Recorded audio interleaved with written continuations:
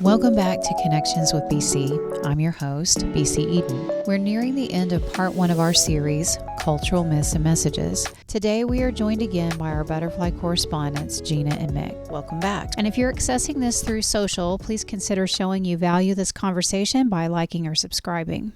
Last episode, we talked about Paul, a Hebrew living in the Roman Empire. We considered his analogy of spiritual armor, specifically the belt of truth, and we did this through the lens of Hebrew scripture, Greek vocabulary, and the image of Roman armor. Another piece of equipment was the breastplate. Having put on the breastplate of righteousness, this protects your core. Now, this covered the chest and likely the neck to the waist. It will protect the heart, the lungs, and the vital organs. And this is not the only biblical reference to a breastplate. Gina, what other passages might we consider in relationship to breastplate? We see breastplate imagery in two major places: the warrior king in Isaiah 59 and the high priest in Exodus and Leviticus. In Isaiah, we see the marginalized defended by the warrior king, and key passages for priestly example describing the construction and purpose of the high priest's breastplate. But Paul is talking about armor and spiritual conflict. Tell us more. What exactly is a high priest? The high priest is the highest ranking figure in Israel's sacrificial and mediatorial system. The high priest alone could enter the Holy of Holies, make atonement for the nation, discern God's will, and represent Israel before God. This stands in contrast to the dilemma of humanity, missing the mark in judgment. We see here that God's judgment is just and correct, and it's this misalignment that originally separated us from God. This is why there was a veil separating the area of the Holy of Holies.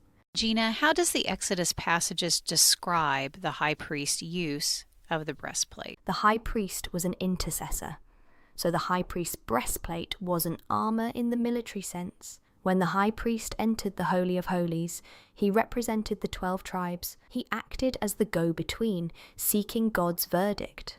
The breastplate held gemstones representing each tribe, symbolizing carrying the people close to the heart of God. When Christ died, that veil that separated the Holy of Holies was torn from top to bottom. Christ essentially became our high priest, as Hebrews 7:25 explains. He became righteousness for us. This is not the first time Paul mentions a breastplate. That's right. Paul uses breastplate imagery twice. In 1 Thessalonians 5:8, he says, "Put on the breastplate of faith and love." In Ephesians, breastplate of righteousness. Peter echoes this when he calls believers a royal priesthood, 1 Peter 2:9. As priests, we carry one another. When we talk about God's righteousness, his justness, faith is our confidence in who he is, and agape, our love toward God, is how we respond back. When we extend that same agape toward others, we're imitating him. We're carrying people the way Christ carries us, and in a similar way to the priest's breastplate with the stones.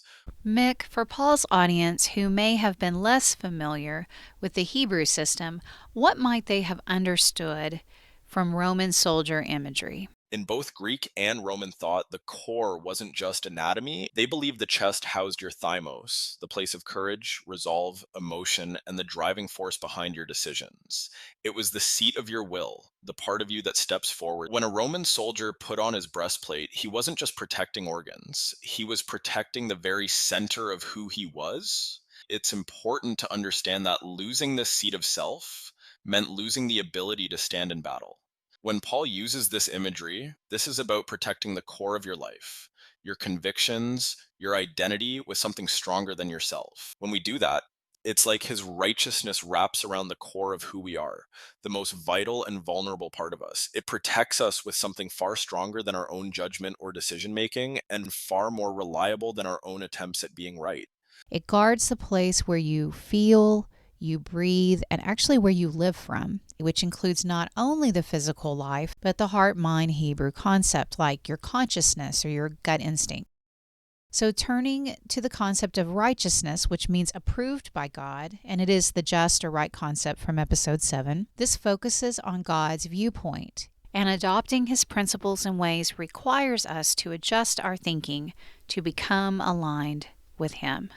The breastplate of righteousness shows us that God's ways are not our ways, that we are invited into alignment with His character, and that His righteousness covers us. And in this spiritual conflict, the breastplate serves two purposes. Number one, we carry one another in love and confidence in God's character. And number two, dwelling in righteousness through grace, we protect the very core of who God made us to be. Thank you again for joining us today, and thank you to Gina and Mick, our butterfly correspondents. Join us next time for the shoes of the gospel of peace. You won't want to miss it.